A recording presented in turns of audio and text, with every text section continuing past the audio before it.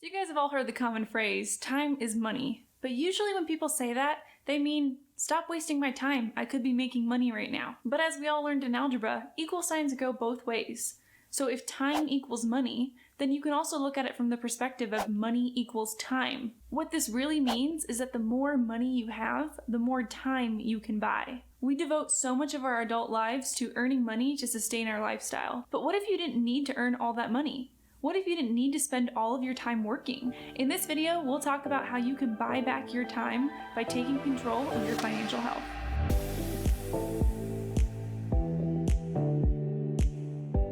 Think about it, we spend pretty much our entire lives working. Let's break down an average adult schedule throughout their career. So we've got Joe here. Joe started working when he was 20 years old. He's got a nice little office job with a cubicle, and maybe a window view if he's lucky. Let's assume that he works Monday through Friday, 8 a.m. to 5 p.m. with a 1-hour lunch break. That's a 40-hour work week. Like many Americans, he gets 2 weeks paid vacation per year, which, by the way, is just abysmal compared to our European cousins. So every year, Joe spends 8 hours a day, 5 days a week, 50 weeks a year working for his employer. That's a whopping 2,000 hours per year. But we can't forget about the commute. Unfortunately, the year is 2020, so Joe does not have access to a teleportation device, meaning that his commute to and from work is 30 minutes each way. That's an extra hour per day, or an extra 250 hours per year. That totals up to 2,250 hours per year that Joe spends working for his income. Joe is 20 years old, and if he works until he's 65, which is the average retirement age, that's a 45-year career. So 2,250 hours times 45 years is just over 100,000 hours. 100,000 hours spent working for money that just maintains his lifestyle. And if you take out all the time just doing general adulting things like going to the grocery store or running errands or raising a family, Joe has really very limited free time throughout his adult life. So if the saying that it takes 10,000 hours to master a skill is true, you could have learned so many skills during this time. You could have written a book, learned to play the saxophone, become a professionally certified skydiver, hit the like button for the YouTube algorithm, all by the time you're in your 60s. I mean, just think of all the skills that you could have learned during this time. What would you do if you had 100,000 extra hours in your life? The point is, those 100,000 hours could have been spent doing something that means something to you. And that's what retiring early is about. That's what the financial independence movement is about.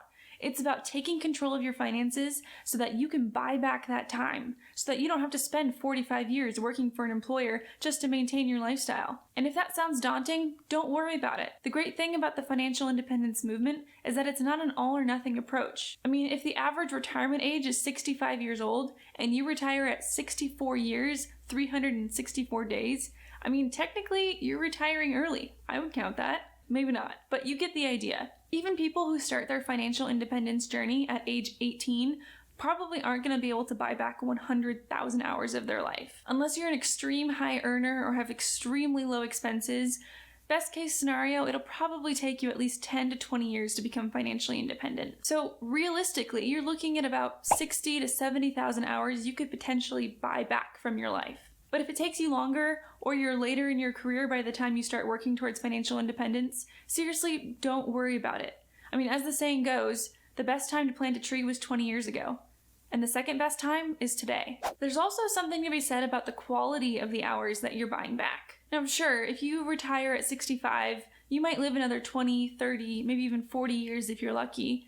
But will you have the same health and energy levels as you did when you were younger? If your dream is to ski the Swiss Alps, or hike the Pacific Crest Trail, or sail the world, is it realistic to expect that you'll be able to do that when you're in your 70s? For some people, it's certainly possible, but even if you maintain a healthy and active lifestyle, unexpected health issues can always happen. You certainly don't want to work a long 45-year career on the promise of a healthy and happy retirement just for those dreams not to become a reality. But by retiring early, you're buying back years of your life where you're more likely to be in good health. So you're more likely to be able to do all of the things that you wanted to do. And frankly, even if you love your job, you should still work towards financial independence because it gives you a huge safety net and just gives you a lot more flexibility in the long term. You might change your mind, you might want to take a lower paying job, and having that financial safety net is always a great thing.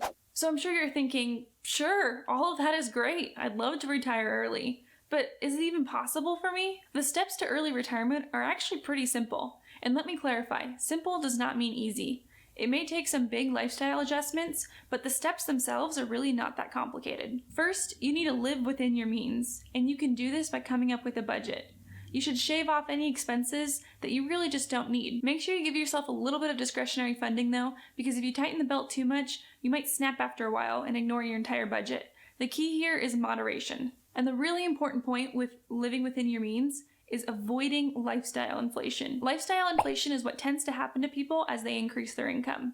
Because they got that new raise or promotion at work, they feel like they can justify the new car purchase or the new home upgrade. But you're not going to be able to accelerate your path to financial independence if your expenses are going up as fast as your income. So once you've reduced your expenses as much as reasonably possible, the next step is to focus on increasing your income. The unfortunate reality is it's going to be really difficult to retire early on a low wage. If you're trying to fill a leaky bucket, it doesn't matter how many holes you fill if there's very little water coming in. And if that means that you have to change careers or go back to school, make sure you run the numbers first to make sure it's a good ROI. You don't want to go to medical school for 8 years at age 30 if your plan is to retire by 40. So after you've decreased your expenses and increased your income, the final step is to just invest the difference. If you do this correctly, your expenses should stay flat or mostly flat while your income goes up. This means that the difference between your expenses and your income increases each year, and this is what you contribute to your investment accounts. These growing contributions, combined with compounding interest, can really accelerate your path to financial independence. So let's go back to our example. Joe started working at 20 years old. Let's say that he started off with a salary of $45,000 post-tax. We'll assume that he gets a 5% annual raise, meaning that after 15 years, his income has grown to just over $89,000. Joe has shaved off all unnecessary expenses and decided on a budget of $20,000 by making a few sacrifices, like living with roommates and driving an older car. Because he's diligent about avoiding lifestyle inflation as his income increases, his expenses stay flat over the 15-year period. Joe lives in a lower or medium cost of living city where this is feasible. If he were in a really high cost of living city like San Francisco or New York, ideally his income would be high enough to make up the difference in expenses. So each year he contributes the difference between his income and his expenses into an investment account that yields 7% annually. If he does this for 15 years, by the time he's 35, he will have almost $1.1 million saved.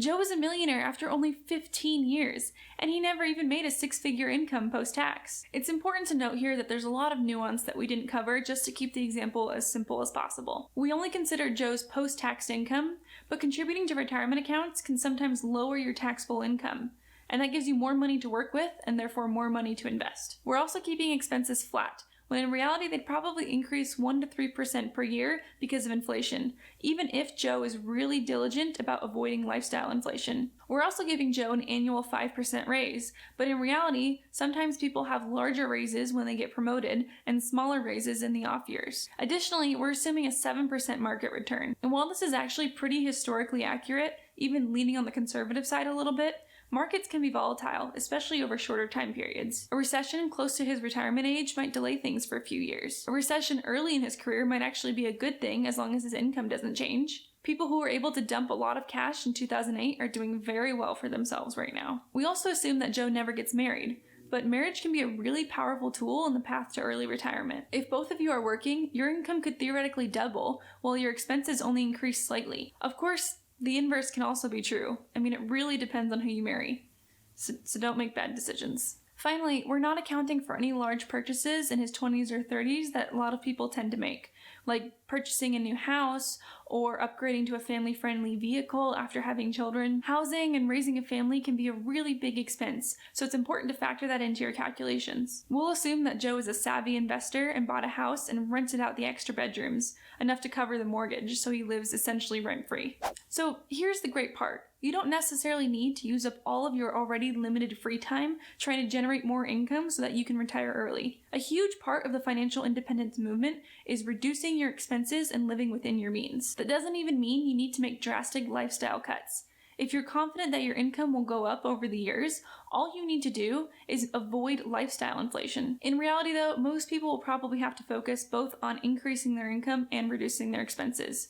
It's a balance for everybody, and each person will be a little bit different. We'll talk about all of that and more in future videos, so be sure to hit that subscribe button and turn on bell notifications so that you stay up to date whenever I release new videos. And don't forget to hit that like button for the YouTube algorithm if you found this video helpful. Thanks for watching. I'll see you guys next week.